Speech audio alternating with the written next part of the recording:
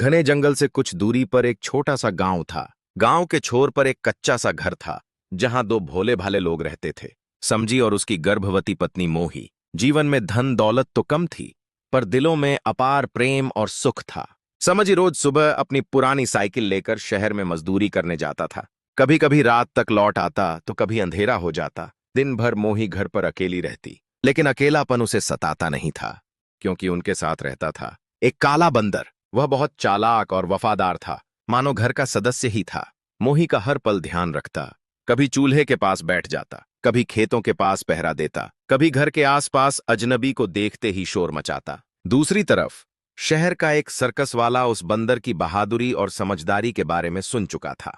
उसने 15,000 रुपये देकर उस काले बंदर को खरीदने का लालच दिया। समझी और मोही गरीब थे, पैसों का लोभ उन पर भारी था, पर फिर भी वे मन ही मन बेचैन थे।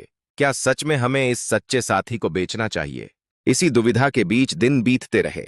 एक दिन शाम का वक्त था। समझी शहर गया हुआ था। मोही घर पर अकेली थी। काला बंदर हमेशा की तरह दरवाजे पर बैठा था। अचानक जंगल की तरफ से सरसराहट की आवाज आई। मोही ने खिड़की से झांका।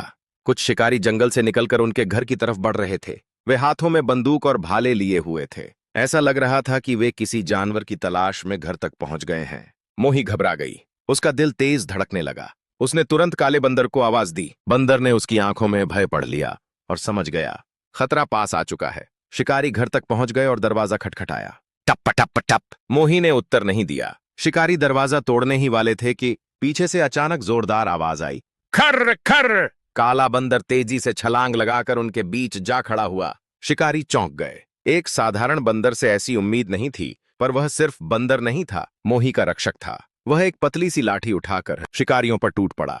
एक शिकारी को लाठी से जोरदार चोट मारी, दूसरे को दांत दिखाकर लपका, तीसरे की ओर पत्थर फेंके। शिकारी डर गए। उन्हें समझ नहीं आया कि एक बंदर इतनी समझदारी और ताकत से लड़ सकता है।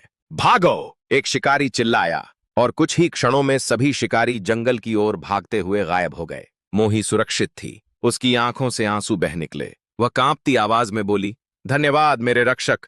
काला बंदर वापस दरवाजे पर बैठ गया, जैसे कुछ हुआ ही न हो। रात को जब समझी घर लौटा, मोही ने रोते रोते सारी बात बताई। समझी स्तब्ध रह गया। उसकी आंखें भीग गईं।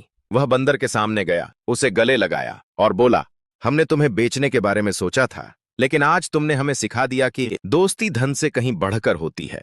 तुम हमारे परिवार का हिस्सा हो। हम तुम्हें कभी नहीं छोड़ेंगे। मोही मुस्कुराई। काला बंदर भी जैसे समझ गया और खुशी खुशी उनके पास बैठ गया। उस दिन के बाद समझी और मोही ने कभी उसे बेचने का विचार भी नहीं किया, क्योंकि वे जान चुके थे रिश्ता दिल से बनता है, पैसों से नहीं। सच्चा साथी वही है जो संकट में साथ निभाए। धन का लोभ क्षणिक है, पर प्रेम और वफादारी अनमोल। ऐसी ही मजेदार वीडियो देखने के लिए चैनल को सब्सक्राइब करें और वीडियो को लाइक करना न भूलें।